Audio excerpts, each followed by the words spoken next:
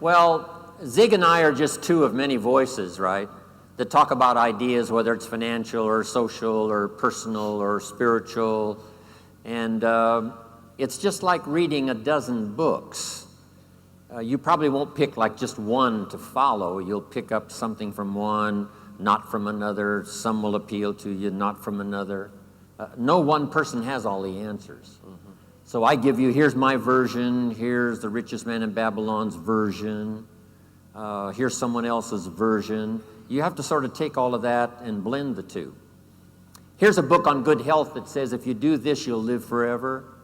The second book you read says if you do what that first book says, you'll die young. And you say, which book should I follow? And the answer is neither one. And here's the best advice I can give you. Make sure what you finally do after listening to Zig and listening to me and listening to Brian and listening to a variety of other voices of experience is finally decide for yourself. I will refine my life this way from Jim Rohn, some from Brian, some from Zig. Then make sure what you finally do is the product of your own conclusion. The key is to be a student, not a follower, but a student. Excellent. Beautiful.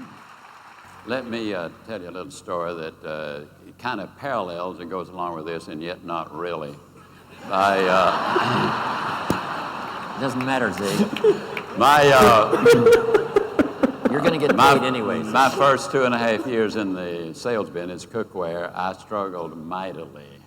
That doesn't mean I didn't sell a lot, because I did. I sold my furniture, sold my car. Not too far from the truth. And finally, I went to a meeting, and a man named P.C. Merrill revolutionarily changed my life. He gave me the key, the formula. It had to do with my image. Well, as a result of that, our company, not as a result of that, but the company I represented had what they call a National Booster Week every single year. During that week, we'd do no recruiting, no training, no collecting, no nothing, just sell, sell, sell.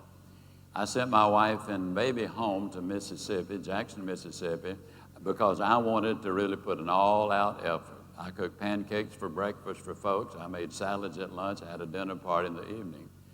I sold 2.5 times as much as I'd ever sold in a single week, including that banner year, which I was having. I'd agreed to stop by in Atlanta to spend the night with my friend and a mentor at early age, Bill Cranford. I got there at about 2 o'clock in the morning, and for the next 2 hours, literally, I gave him the minute details of every one of those incredible sales I had made.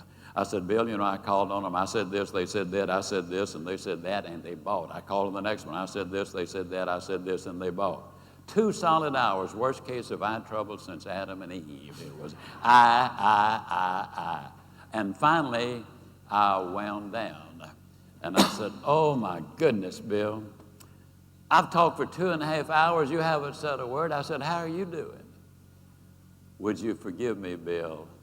I'm really embarrassed. That was a terrible thing to do.